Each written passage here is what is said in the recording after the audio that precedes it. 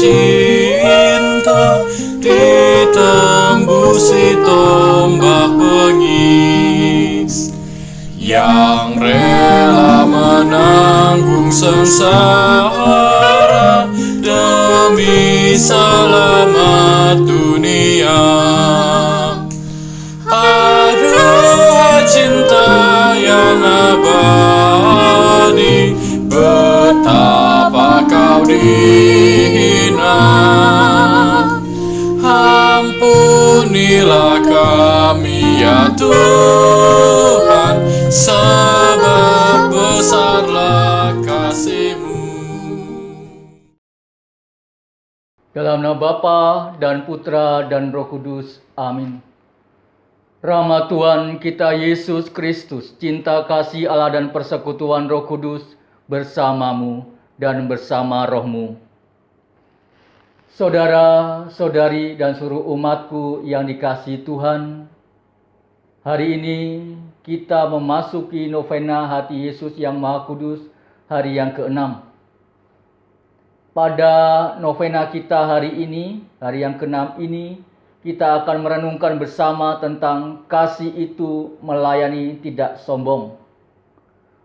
Prinsip menjadi terbesar dalam konsep Yesus adalah menjadi pelayan atau hamba bagi sesama. Yesus telah mencontohkan sendiri lewat pelayanan dan pengorbanan dirinya untuk keselamatan umat manusia. Hal ini terkadang berbeda yang ditawarkan kepada umat manusia di dunia dengan memakai berbagai cara duniawi untuk memperoleh kedudukan. Prinsip yang sama juga berlaku bagi seseorang atau seorang pemimpin, yaitu seorang pemimpin harus terlebih dahulu merendahkan hati dan diri tidaklah sombong. Yesus tidak menghendaki kepemimpinan yang kejam dan sewenang-wenang. Ia tentunya menghendaki seseorang pemimpin tidak mencari kehormatan dari diri manusia, melainkan dari Allah semata. Maka kita mohon dalam novena kita kepada Hati Yesus yang Maha Kudus hari ini, agar diri kita memiliki kasih serta juga kerendahan hati, supaya bisa menjadi pemimpin yang benar dan dapat melayani sesama serta berbuat baik kepada siapapun tanpa kesombongan diri.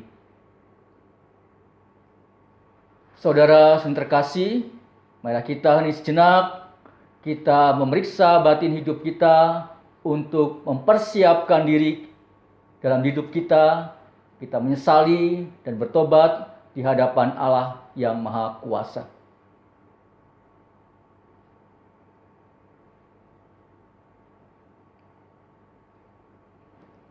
Hati Yesus, ungkapan cinta kasih ilahi kepada manusia. Tuhan, kasihanilah kami. Tuhan, kasihanilah kami. Hati Yesus, puncak cinta kasih insani kepada Allah. Kristus, kasihanilah kami. Kristus, kasihanilah kami. Hati Yesus, sumber kehidupan dan kesucian. Tuhan, kasihanilah kami. Tuhan, kasihanilah kami. Semoga Allah yang Maha Kuasa mengasihani kita, mengampuni dosa kita, dan menghantar kita ke hidup yang kekal. Amin. Marilah kita berdoa. Allah yang kekal dan kuasa, ciptakanlah dalam diri kami hati yang tulus dan setia, agar kami mampu melayani Engkau, Allah yang Maha Agung, dengan penuh bakti dan kasih. Kami berdoa bagi umat-umat-Mu dimanapun berada. Engkau telah mengutus mereka untuk mewartakan kerajaan-Mu di tempat mereka masing-masing. Berilah kekuatan di dalam berbagai tantangan yang mereka hadapi. Semoga kasih-Mu dapat mereka rasakan dalam karya penyelamatan mereka. Dengan pengantaraan Kristus Putra-Mu Tuhan kami, yang bersama dengan Dikau dalam persatuan dengan Roh Kudus, hidup dan berkuasa Allah sepanjang segala masa. Amin. Marilah kita membuka hati dan budi kita untuk mendengarkan Injil Tuhan dan juga merenungkannya.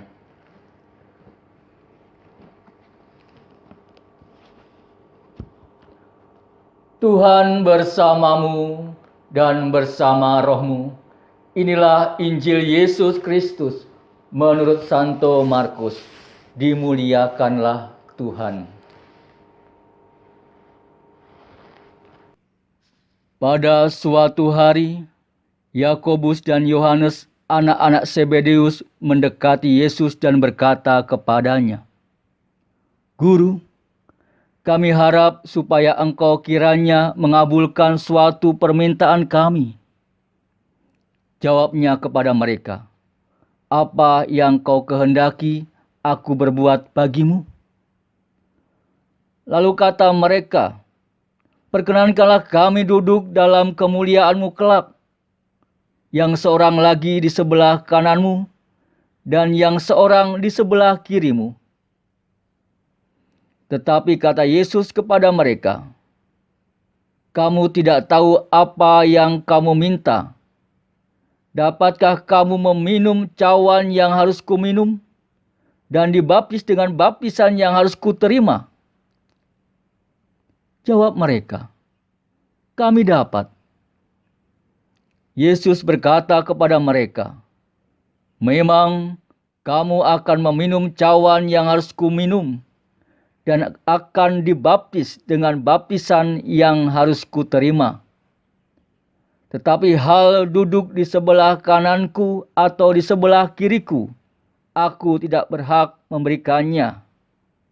Itu akan diberikan kepada orang-orang bagi siapa itu telah disediakan." Mendengar itu, ke-10 murid yang lain menjadi marah kepada Yakobus dan Yohanes. Tetapi Yesus memanggil mereka lalu berkata, "Kamu tahu bahwa mereka yang disebut pemerintah bangsa-bangsa memerintah rakyatnya dengan tangan besi, dan pembesar-pembesarnya menjalankan kuasanya dengan keras atas mereka. Tidakkah demikian di antara kamu?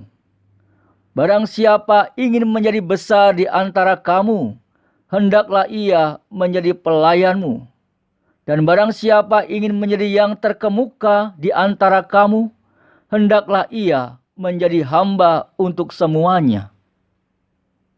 Karena Anak Manusia juga datang bukan untuk dilayani, melainkan untuk melayani, dan untuk memberikan nyawanya menjadi tebusan bagi banyak orang." Demikianlah Injil Tuhan. Terpujilah Kristus. Saudara-saudariku yang terkasih dalam Tuhan kita Yesus Kristus, terkadang manusia dalam hidupnya ingin menjadi orang yang nomor satu. Manusia hidup dalam dunia persaingan, dunia yang mewajarkan siapa yang nomor satu, dialah yang terbaik. Waktu kita sekolah dulu, betapa bahagianya kita tak kala nama disebut dalam kelas sebagai si peringkat nomor satu. Jabatan ketua kelas, ketua OSIS, ketua pemuda, sampai ketua-ketua yang lain memperlihatkan tingginya jabatan seorang dalam komunitas. Bukankah jadi yang pertama itu bisa memiliki kuasa lebih untuk mempengaruhi orang lain? Saudara-saudariku terkasih, Yesus mengajarkan pada kita kalau mau menjadi nomor satu harus mau jadi pelayan, bukan jadi penguasa yang hanya main perintah. Dalam Injil yang kita dengarkan tadi, di mana sikap Yakobus dan Yohanes yang meminta kepada Yesus agar mereka diberi tempat di sebelah kiri dan kanan Yesus, menunjukkan cara pandang tertentu terhadap kekuasaan. Ada semacam ambisi dan keinginan menjadi yang terbesar atau memiliki kekuasaan. Dalam hal ini, Yakobus dan Yohanes memahami kekuasaan sama seperti pemahaman yang dimiliki para pemimpin waktu itu. Terhadap pemimpin atau terhadap pemerintah, Yakobus dan Yohanes, Yesus mengatakan, "Barang siapa ingin menjadi yang terbesar di antara kamu, hendaklah ia menjadi pelayanmu. Dan barang siapa ingin menjadi yang terkemuka di antara kamu, hendaklah ia menjadi hamba untuk semuanya." Tentu pernyataan Yesus ini merupakan kritik bukan hanya kepada Yakobus dan Yohanes saja, tetapi juga kepada sikap dan perilaku para pemimpin pada waktu itu. Dalam jawabannya kepada Yakobus dan Yohanes, Yesus mencatat beberapa tindakan para pemimpin yang otoriter dalam menggunakan kekuasaan, yaitu pemerintah bangsa-bangsa memerintah rakyatnya dengan tangan besi. Dan pembesar-pembesarnya menjalankan kuasanya dengan keras atas mereka.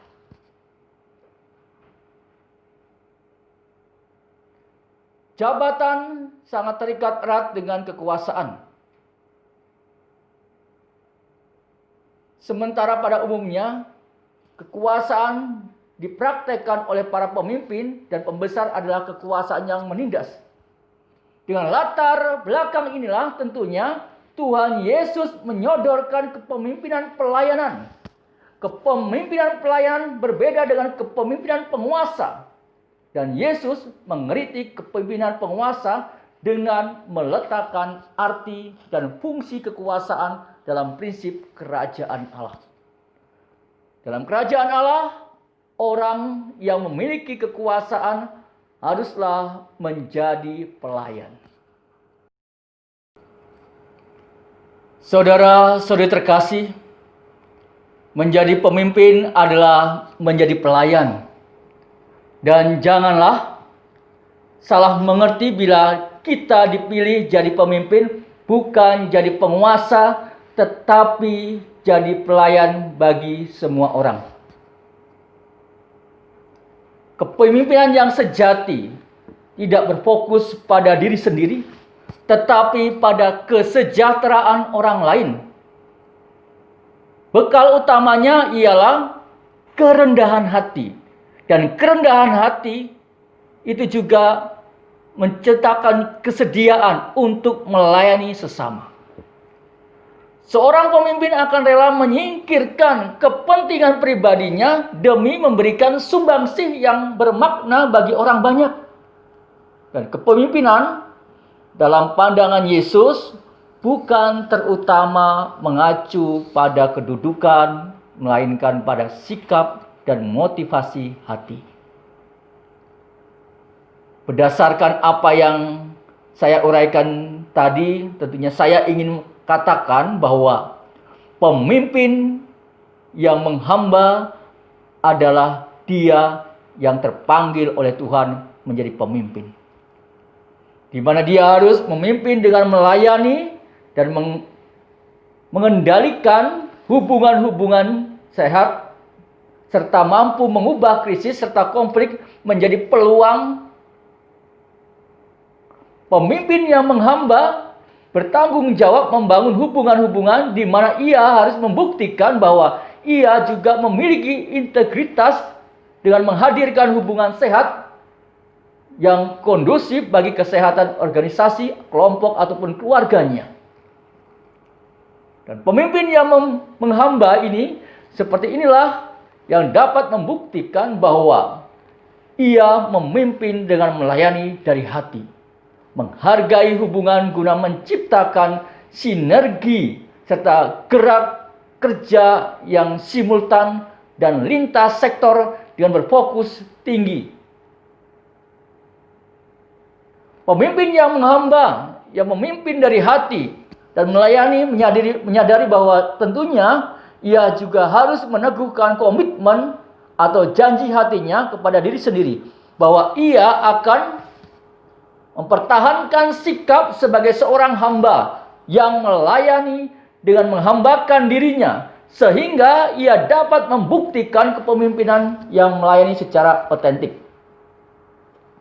Saudara-saudaraku yang terkasih dalam Tuhan kita Yesus Kristus, adanya kesombongan tentunya akan menghancurkan diri kita. Ya, karena kesombongan menjadikan diri kita ini selalu merasa diri ini benar, yang lain itu selalu salah. Bahwa dirinya tidak pernah mengoreksi diri sendiri.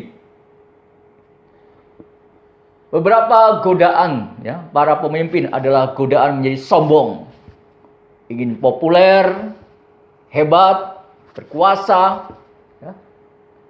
Popularitas dan kekuasaan tentunya membuat para pemimpin kehilangan salah satu norma kebaikan pemimpin, yaitu apa?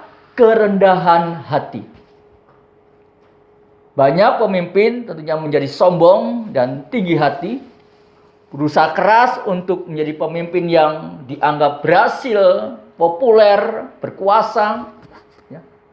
Dan godaan bagi seorang pemimpin adalah kesombongan. Banyak orang pada akhirnya jatuh dari kepemimpinannya karena tidak mau menerima kritikan, bahwa dia selalu merasa benar dan lebih memahami dibandingkan orang lain sehingga menjadi anti kritik.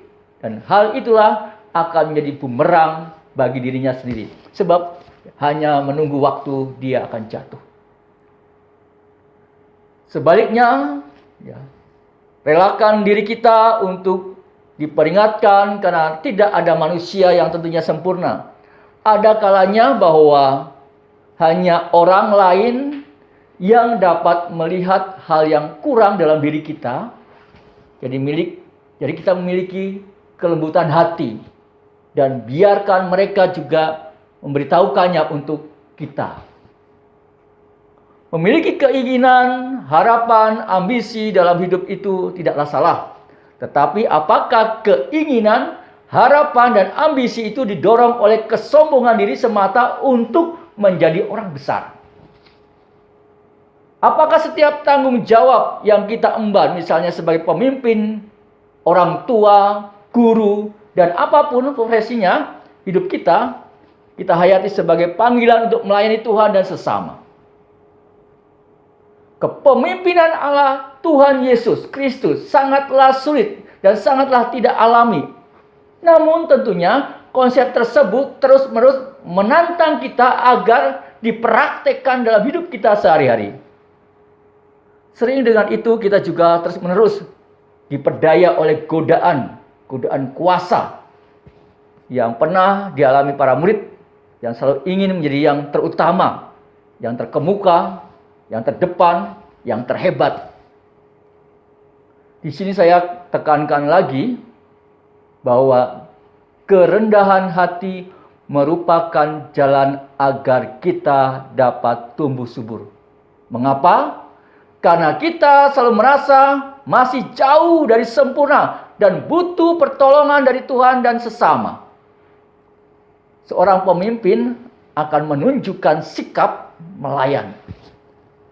Hanya ketika dia memiliki sikap rendah hati, dalam upaya untuk menunjukkan bahwa rendah hati harus dimiliki oleh seorang pemimpin, dari kerendahan hati merupakan sikap pemimpin yang diidealkan. Perhatian terhadap kerendahan hati sebagai salah satu karakter yang sepatutnya dimiliki oleh manusia, termasuk para pemimpin, ditemukan juga dalam tindakan Yesus membasuh kaki para murid. Sebab guru, Yesus tidak meminta para muridnya membasuh kakinya. Ya, sang gurulah yang membasuh kaki para muridnya. Sikap rendah hati inilah merupakan salah satu nilai dari kepemimpinan hamba. Sikap rendah hati memberi arti bagi konsep Kristiani tentang pemimpin dan kepemimpinan. Dari nilai rendah hati muncul juga nilai pengorbanan. Pengorbanan mempunyai arti yang sejajar dengan kata hamba atau pelayanan, yaitu orang-orang yang justru bersedia rugi dan berkorban untuk orang-orang yang dipimpinnya. Dan pandangan ini merupakan prinsip teologi Kristen yang umumnya diterima. Namun banyak fakta menunjukkan bahwa prinsip kerelaan berkorban sangat sering salah dimengerti, sehingga banyak orang menjadi korban atau malahan dikorbankan. Berkorban tidak sama dengan menyiksa diri. Berkorban dan menyiksa diri adalah dua hal yang berbeda satu dengan yang lain. Berkorban tidak berarti membiarkan orang lain merampas hak-hak asas diri. Menyiksa diri terkait dengan pengabaian terhadap hak-hak hidup diri sendiri. Berkorban berarti ada sesuatu prinsip atau nilai hidup yang mendasar yang sedang dikacaukan, yang akan menghancurkan kehidupan itu, sehingga perlu melakukan tindakan berkorban. Oleh karena itu, tentunya akhirnya dari pengorbanan selalu menghasilkan kebaikan bagi banyak orang. Untuk mengakhiri renungan kita dalam novena Hati Yesus yang Maha Kudus hari ini, saudaraku terkasih, kita bisa bertanya dalam hidup kita, sudahkah kita menjadi pemimpin yang melayani dan bersikap rendah hati, tidak sombong, dan tidak merasa paling benar, dan tidak merasa paling hebat dan paling berjasa sendiri? Marilah kita bawa hidup kita ini dalam hati Yesus yang Maha Kudus, agar kita bisa menjadi pemimpin dalam hidup kita, dalam keluarga kita, komunitas kita, dalam tempat kerja kita, dan di mana saat kita berada, yang mampu untuk melayani dan bersikap rendah hati. Kemuliaan kepada Bapa dan Putra dan Roh Kudus, seperti pada permulaan, sekarang, selalu, dan sepanjang segala abad. Amin.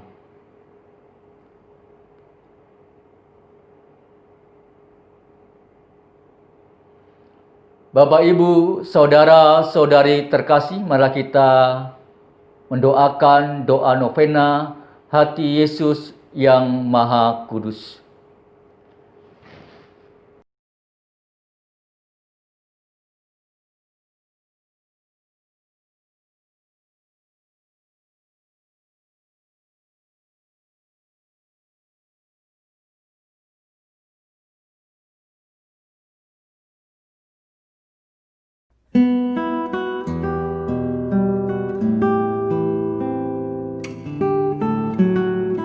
Oh hati Yesus yang Maha Kudus, hati yang penuh cinta, yang senantiasa bersinar bagi semua makhluk, memberi damai dan kasih ilahi.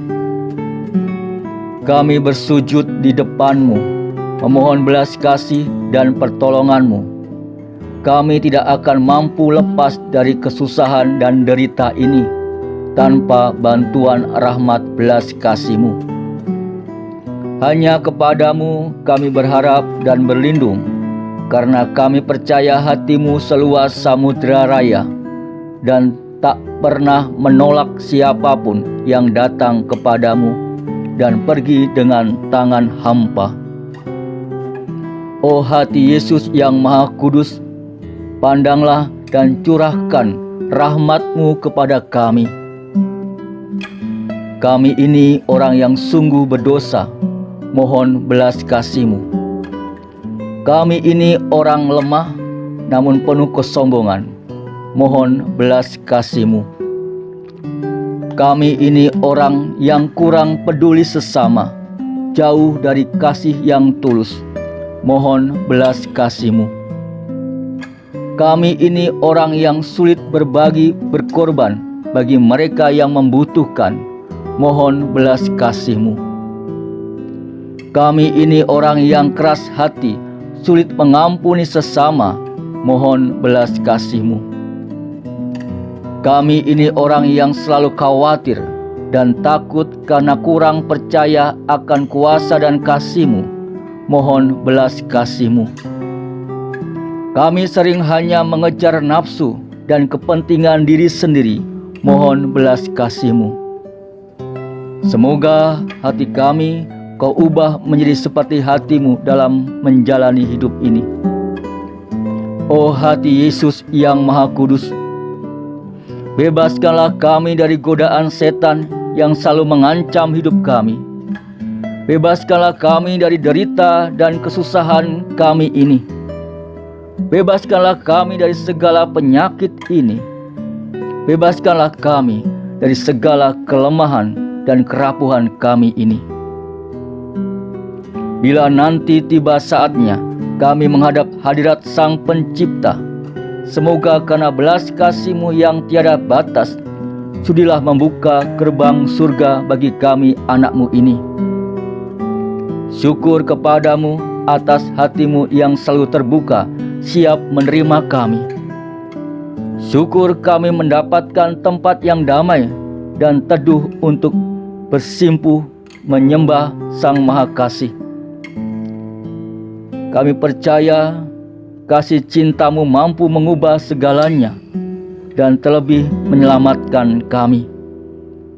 Semua doa ini kami lambungkan ke hadirat-Mu, karena Engkaulah Kristus, Tuhan dan Penebus kami. Amin.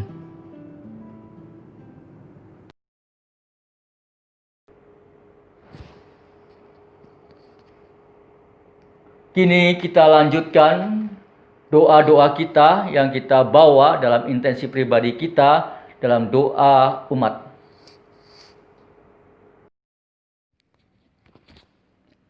Sudah selayaknya kalau kasih mendasari segala tingkah laku kita. Tetapi kasih tak dapat dipaksakan. Marilah kita berdoa kepada Yesus yang hatinya kita hormati, agar mencurahkan cinta kasih ke dalam hati kita, supaya mampu membalas kasih Tuhan dengan kasih serta mengasihi sesama kita.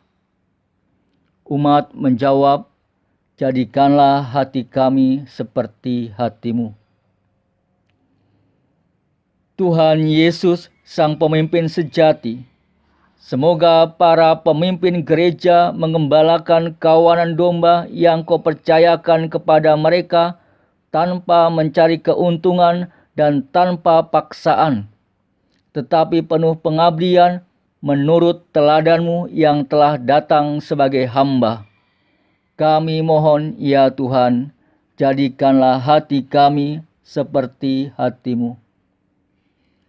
Tuhan Yesus, Raja dan pusat segala hati, semoga seluruh bangsa kami membuka hatinya untuk kasih-Mu yang abadi, dan semoga orang Kau tarik kepadamu.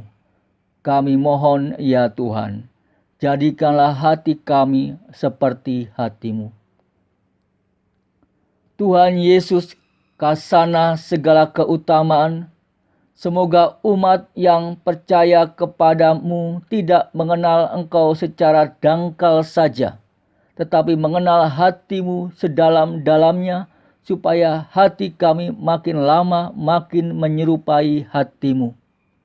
Kami mohon, ya Tuhan, jadikanlah hati kami seperti hati-Mu.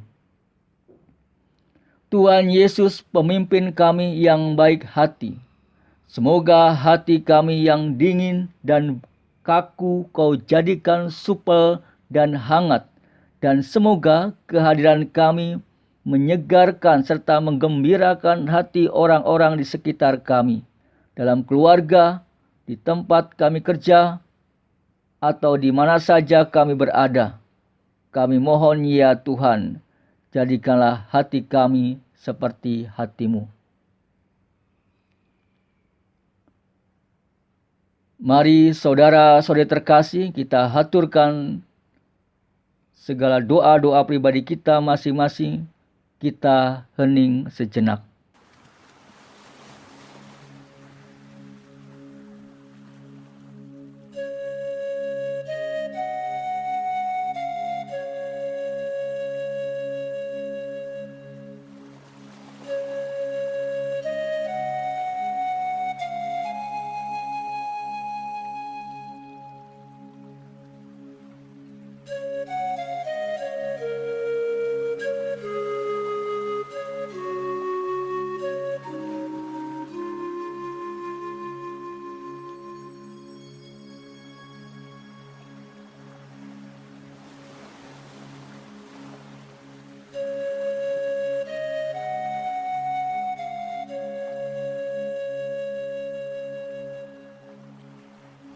Kami mohon ya Tuhan, jadikanlah hati kami seperti hati-Mu. Allah Bapa yang Maha Kudus, dengarkanlah dengan rela doa permohonan kami. Dan karena hati Yesus yang Maha Kudus, kami percaya bahwa Engkau mengabulkannya. Dialah Tuhan dan pengantara kami, kini dan sepanjang segala masa. Amin.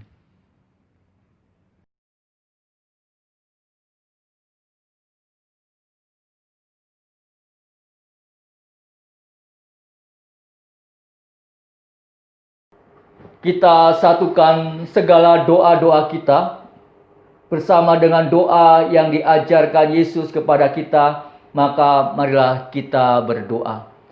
Bapa kami yang ada di surga, dimuliakanlah nama-Mu, datanglah kerajaan-Mu, jadilah kehendak-Mu di atas bumi seperti di dalam surga. Berilah kami rejeki pada hari ini, dan ampunilah kesalahan kami, seperti kami pun mengampuni yang bersalah kepada kami. Dan janganlah masukkan kami ke dalam pencobaan, tetapi bebaskanlah kami dari yang jahat. Amin. Marilah kita berdoa. Allah Bapa yang Maha Baik, Putra-Mu telah Engkau utus kepada umat manusia bagaikan pemimpin yang penuh perhatian dan belas kasih terhadap umat manusia. Kami tidak mungkin menderita kekurangan karena dipimpin olehnya. Semoga karena hati Yesus yang Maha Kudus ini, kami semakin menyadari kasih-Mu dan terdorong mempertaruhkan seluruh hidup untuk menampakkan kebaikan-Mu kepada sesama. Dengan pengantaraan Yesus Kristus Putra-Mu, Tuhan kami, yang hidup dan berkuasa bersama dengan Dikau dalam persatuan Roh Kudus, Allah sepanjang segala masa. Amin. Bapak, Ibu, saudara-saudariku yang terkasih dan adik-adik yang kami cintai, sebelum berkat penutup, saya mengucapkan terima kasih banyak kepada umat sekalian yang telah setia mengikuti novena hati Yesus yang Maha Kudus sampai hari yang ke-6 ini. Baik, kita berjumpa kembali besok dengan novena hati Yesus yang Maha Kudus hari yang ke-7. Mari kita hening sejenak. Kita akan tutup ibadat novena hati Yesus yang Maha Kudus hari ke-6 ini dengan memohon berkat kepada Tuhan. Tuhan beserta kita sekarang dan selama-lamanya. Semoga doa-doa kita, keluarga kita, komunitas kita, dan seluruh aktivitas hidup kita senantiasa dibimbing, dilindungi, diberkati oleh Allah yang Maha Kuasa, Bapa dan Putra dan Roh Kudus. Amin. Saudara-saudariku yang terkasih, dengan ini ibadat novena hati Yesus yang Maha Kudus hari yang ke-6 sudah selesai. Syukur kepada Allah. Marilah kita pergi mewartakan kebaikan Tuhan. Amin. Mari kita tutup dengan lagu penutup.